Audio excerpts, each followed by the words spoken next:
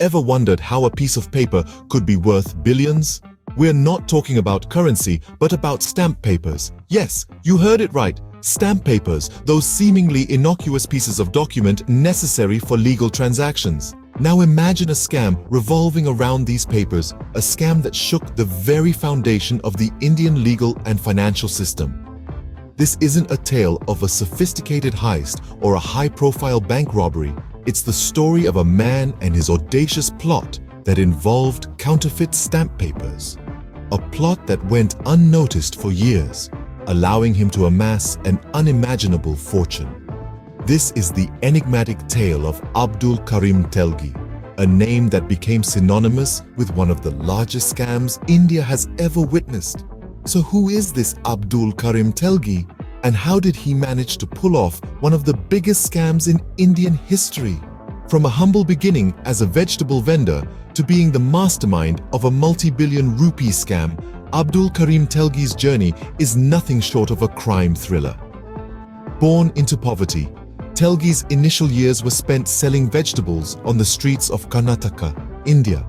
His father's death left him with the responsibility of supporting his family at a tender age. Telgi's struggle to make ends meet led him to the city of dreams, Mumbai, where he got his first taste of the world of crime.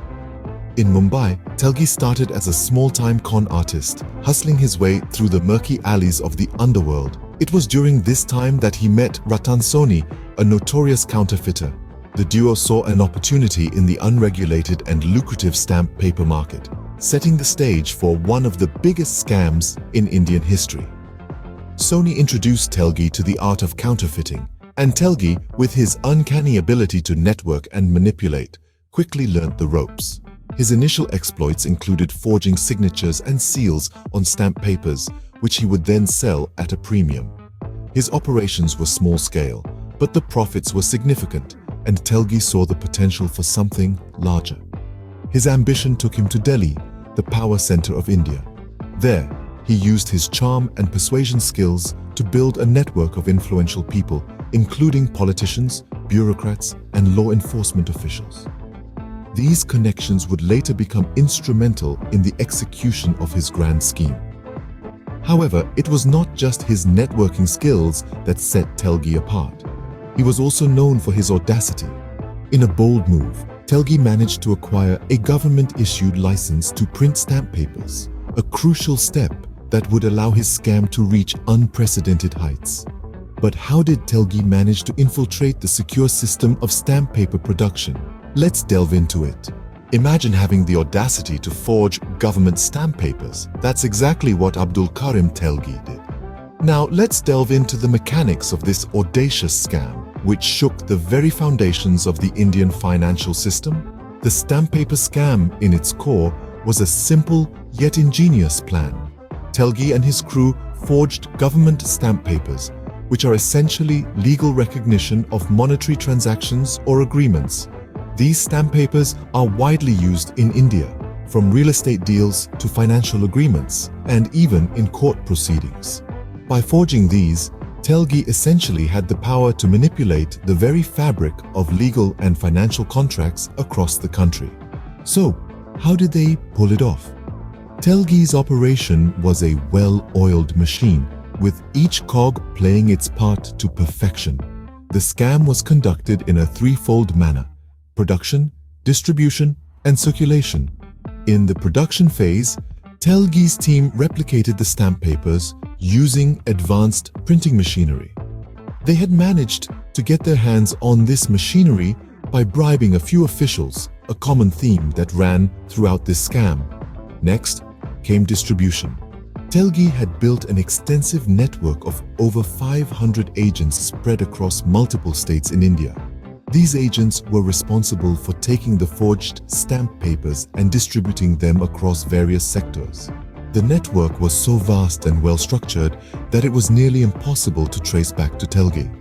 Finally, the circulation phase. The agents would sell these counterfeit stamp papers to the public, who were none the wiser. The forged stamps were so meticulously crafted that it was nearly impossible to tell them apart from the real ones. The agents would also sell these to banks, businesses, and even government offices. Now, you might wonder, how could such a large-scale operation go unnoticed? Well, that's where Telgi's real genius, or shall we say villainy, came into play. He had managed to get key individuals in the police, judiciary, and even the government on his payroll. This provided a protective umbrella for his illicit activities, allowing the scam to run smoothly for over a decade. But as they say, every crime leaves a trail, and so did Telgi's. As the scale of the operation grew, so did the risks, and eventually, the house of cards began to tremble. But we'll get to that in the next scene. Stay tuned. In 2000, the first threads of Telgi's intricate web began to unravel. This year marked the beginning of the end for Abdul Karim Telgi, the mastermind behind one of India's biggest scams. The initial investigations into the scam were sparked by a series of seemingly unconnected events. It all began when a routine raid by Mumbai police on a small-time counterfeiter unexpectedly revealed counterfeit stamp papers. This led to the first whisperings of a much larger, far-reaching scam. As investigators dug deeper, they discovered a trail leading to Telgi and his associates. The operation was vast, spanning multiple states and involving numerous individuals. It was clear that Telgi's scam was not a simple operation, but a well-organized criminal enterprise. The sheer scale of the scam was staggering. Telgi's network had infiltrated every level of the system. He had created an empire built on fraud, with a reach that extended into the very heart of India's bureaucracy. The revelations were shocking.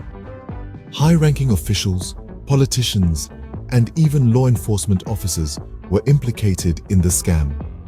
The extent of the corruption was a harsh reminder of the deep-seated problems within India's institutions. In 2001, the hammer finally fell. Telgi and his associates were arrested, marking the end of their reign. The arrest was a significant victory for the investigators who had tirelessly worked to expose the scam. Yet it was only the beginning of a long and complex legal battle.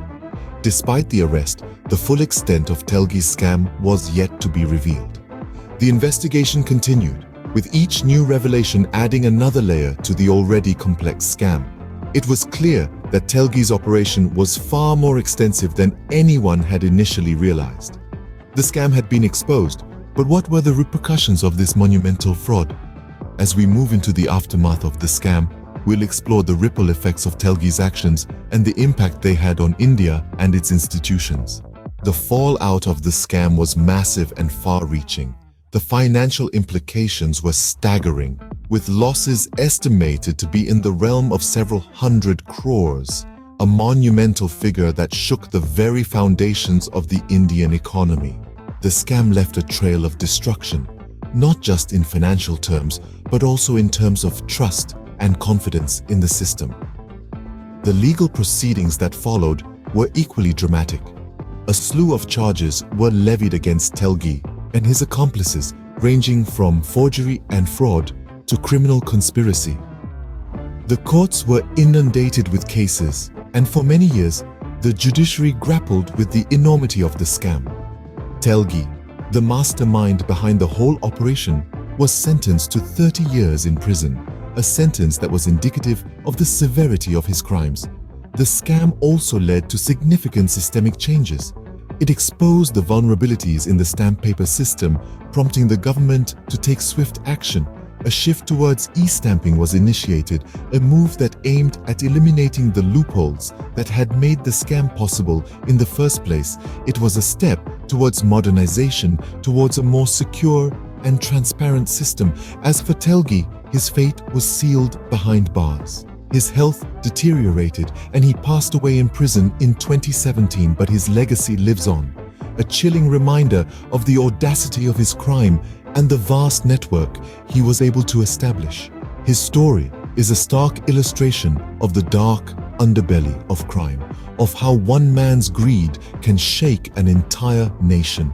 And so, the story of Abdul Karim Telgi stands as a stark reminder of the audacity of crime and the importance of vigilance in our systems.